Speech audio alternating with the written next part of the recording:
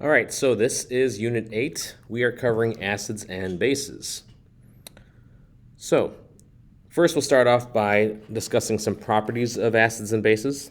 And for acids, one of the first properties is that they have a sour taste to them. Acids are included in a lot of food products like candies, drinks, soda pops, etc. And so they kind of give it that tart taste to them. They turn blue litmus red, or in other words, for short, they just turn litmus red. So if you got a piece of paper and you drop an acid on it, then if the paper was blue, it would turn red. Now, if the paper was red, it would still be red and you wouldn't be able to tell. So we have different colors of litmus paper. And so basically, if it causes the litmus to become red, that's how we know it's an acid.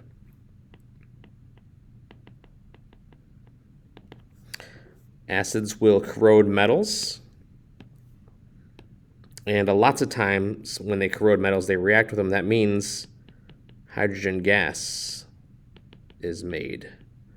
So you'll be looking for fizzing for bubbles. Acids will burn your skin if you touch them, so that's why we have to take care when we're in lab. And they are electrolytes. Now, if you remember what electrolyte means, they are charged particles that move around, and they will conduct electricity when dissolved. So much like ionic compounds, acids will split up into positive and negative ions that will be able to move around in solution, and that's why they will conduct electricity.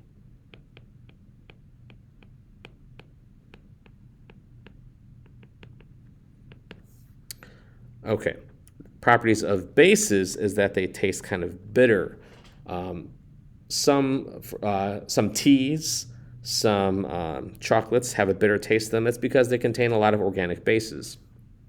They will turn litmus blue. So again, if you've got a piece of litmus paper, let's say the litmus paper was red to begin with, and you drop some bases on it, if it turns blue, then you know that it was a base. They'll have a soapy feel or kind of slippery feel to them. And they also are electrolytes because the bases will form ions in solution and they will conduct. So, general household items that are acids and bases. So for acids, inside batteries, you have battery acid, lemons, limes, really anything citrus. It doesn't have to be citrus, though. It could be regular, like an apple. Apple juice, apple cider will contain acids as well. Soda pop has carbonic acid, also has phosphoric acid. Tomatoes have citric acid in them as well, so those are all acids. As far as bases, baking soda is a base. Within toothpaste, there's lots of bases, and Drano, drain cleaner. So there are a lot of household items that can be acids or bases. So let's start talking about definitions then. The main definition, the simplest definition, is what we call the Arrhenius definition of an acid. And that means that acids will form hydrogen ions in water. So hydrogen ion being H+. So hydrochloric acid, otherwise known as stomach acid,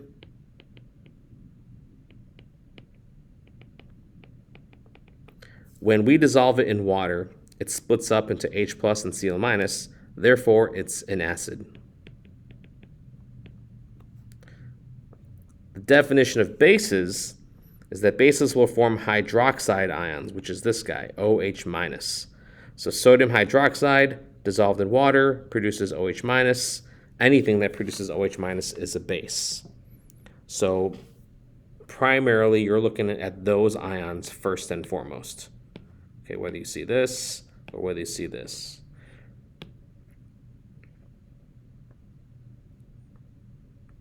So if we look at this from a picture, hydrochloric acid, so this would be the hydrogen and this would be the chloride. when we dissolve that in water, the hydrogen from the HCl latches onto the water and stays there. And this is the Cl without the hydrogen ion. So acids do this when they're dissolved in water. The H plus attaches to water, and so H3O plus is actually the product that forms. This has a name. It's called hydronium. The formula is H3O positive. So basically, it's water that has gained an H plus. So there's one more hydrogen on it, and the charge increases from neutral to positive 1. So this always happens whenever an acid is dissolved in water. And because of that, the concentration of H plus is going to be the same as the concentration of hydronium. They are effectively the same. So for all intents and purposes throughout this unit, if you are given a molarity for this, then you can effectively use that same number for this and vice versa. The number is interchangeable and useful in both situations because really these two mean the same thing.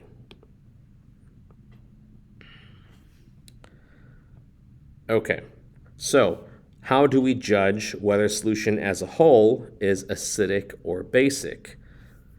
Well, acids will contain more of the H3O plus, the hydronium, than the hydroxide.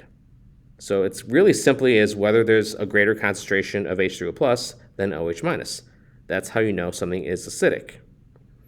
Conversely, if in bases, if the hydroxide is greater than the hydronium, that's how you know you have a base. And of course, then if the two are equal to each other, then you have a neutral solution. So in the case of typical water, hydronium and hydroxide are both present, but they're present in equal concentrations. So that's why water is neutral. So looking at this pictorially here, we've got 3 different shapes. The H3O plus, you can kind of see what the red dots here represent hydrogen. So this is H3O plus. This is hydronium, H3O positive. This, of course, is water because there's 2 hydrogens and 1 oxygen. And this would be OH minus because there's only 1 hydrogen and 1 oxygen. And the charge on this is going to be negative because the H plus is gone. So when you remove a positive, the charge goes down by 1. All right, so in this first picture, picture A, if we look at this, first thing you should notice is that the vast majority of all the molecules are water. So we're going to kind of pick apart and see and count how many there are of each of these types, of each of the hydronium and the hydroxide. So this first one here is hydroxide. Water, water, water, water, water, water. Another hydroxide, so that's 2 hydroxides. Water, hydroxide 3, water. Okay, so we have a hydronium, so that's 1 hydronium. Another hydroxide, another hydronium, but another hydroxide. So the number of hydroxides, if we count them up, so 1, 2, 3, 4, 5. 5 hydroxides present compared to the 1, 2 hydronium. So because the hydroxide outnumbers the hydronium, this is going to be a base.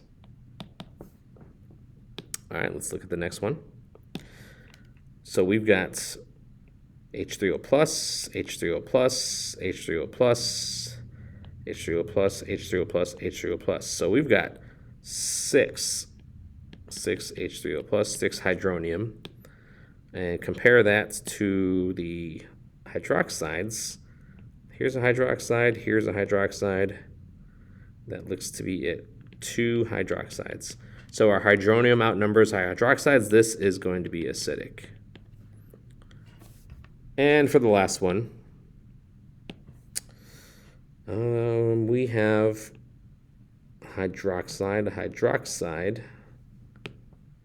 and we've got hydronium, and hydronium. We've got 2 and 2. So H3O plus equals hydroxide. This, of course, will be neutral. Okay. So the bottom line is whichever has the greater concentration determines whether a solution will be acidic or basic. Now, acids can have 1, 2, or 3 protons. So the term we use is monoprotic, diprotic, and triprotic. Protic refers to proton, and a proton means H+. So HNO3 has only 1 hydrogen on it. So that we refer to that as monoprotic, has 1 proton to donate. Sulfuric acid has 2 protons that it can donate. So that's what we call a diprotic acid, di for 2. And phosphoric acid has a 3 on the H, 3 protons it can donate. So that's what we call triprotic acids. Now, the majority of acids are going to be monoprotic acids, but you should still be aware that there are acids with 2 or 3 protons that can give away. And so you should be able to recognize them when I ask which one is the diprotic, which one is the triprotic. You should look at the formula. You're looking at the number of H's. Also, something else to pick up on is that acids will typically have an H in the front of the formula. So when you're just looking at a list of formulas, you can tell if something is going to be an acid or not because there's an H placed in the front. So something like this, HCl, HBr, I think those are going to become pretty clear that those are acids. But in a formula like this,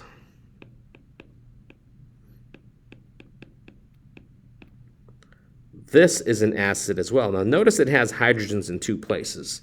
It's got hydrogen here in the middle, but it also has the hydrogen in the front.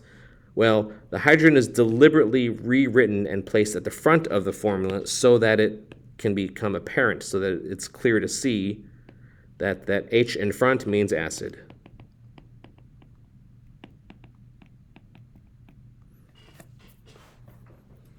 Okay, so be prepared to recognize acid formulas by if there is an H placed in the front of the formula. That will tell you that something is an acid. The phosphoric acid, the H3PO4, because it has 3 protons it can give away, the first one, after it comes off, gives us H2PO4. Now notice that when the hydrogen comes off, it's H+ that comes off. And remember, when a positive is removed, the charge goes down by 1. Now, if we added the charges on the left side and the right side, they still would be equal. The total charge on the left is 0. The total charge, when I add a positive and a negative, is still a 0. So charge is conserved just like mass is conserved.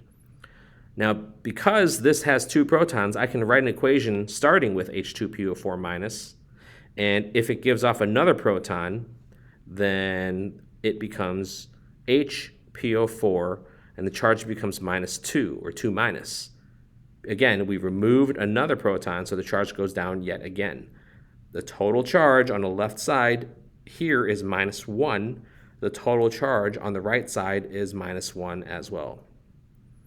Because there's still a hydrogen in front, that means this formula can give away 1 more proton. So when it gives away a proton, here it is after the last one comes off, the result is PO4 with a -3 charge. Again, the total charge on the left side of this equation is -2, so the charge on the right side of the equation must be -2. So this is a successive 3-step acid dissociation. Acids only give off 1 proton at a time. That's why it's written out this way.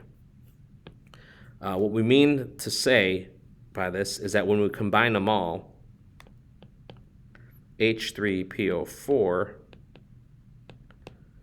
it does not produce 3 H pluses and PO4 minus, not all in 1 step. It's actually in 3 steps. Okay?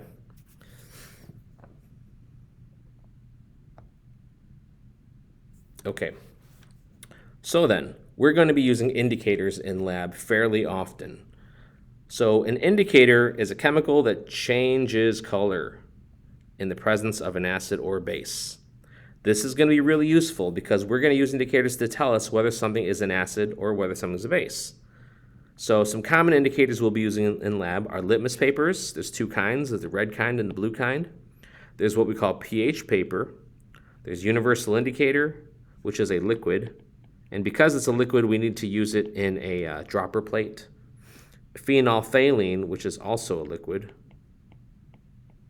And phenol red, which is also a liquid. I mean, there's many more.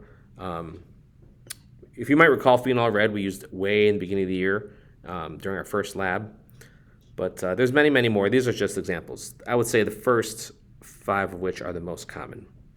What you're looking at here is universal indicator.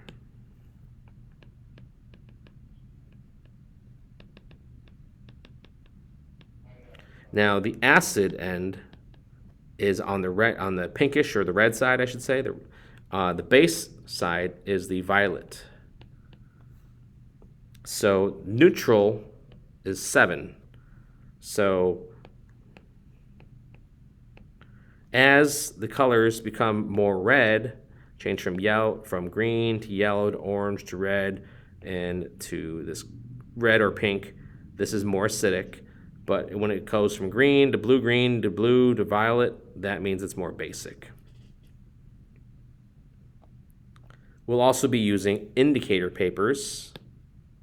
So in this first box here, note that this paper here starts as blue. So this is a picture of blue litmus. If I dropped a liquid on the blue litmus, it would just look wet. I wouldn't be able to tell what it was. But if I start with red litmus and I drop a liquid on it, and if the red litmus turns blue, that's confirmation that this is a base. So something just looking wet is inconclusive. What is conclusive is if there is a color change. On the right-hand side, very similarly, here I've got red litmus. I put a drop of it and it just looks wet. This means it's inconclusive. But if I start with blue, if blue becomes red, that's confirmation that this is an acid. So you will be using both papers. You'll be using both blue and red papers in lab. Now acids will actually, they exist in the soil, and you can tell the acidity by what color flowers, certain flowering plants, appear. So hydrangeas are one example that's sensitive to pH or sensitive to acidity. So when the soil is acidic, we notice that the hydrangeas take more of a blue shade. But when they're basic, it takes more of a violet color.